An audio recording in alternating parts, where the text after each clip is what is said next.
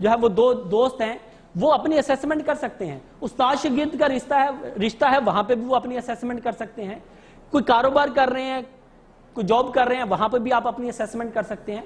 उस असेसमेंट को करने का एक रूल है, वो है 110 रूल। आप अपने जो दोस्त हैं उनसे पूछिए कि यार आप मुझे बता, आपका दोस्त आपसे ये कहे कि मैं 9 मार्क्स दूंगा, और दूसरा कहे कि वो 1 मार्क जो है वो आपने वो काटा है, वो क्यों काटा है?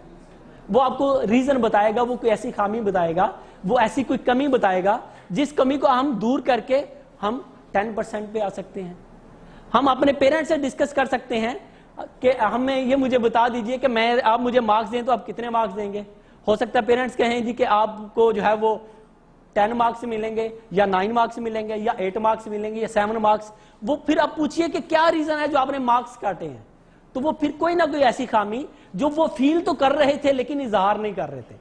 तो ये है कि आपने दूसरों के दिल से भी वो बात कहलवानी है जो वो फील कर रहे हैं, दूसरों की फीलिंग भी जो है वो आपने उनको एक्सप्रेस करवाना है।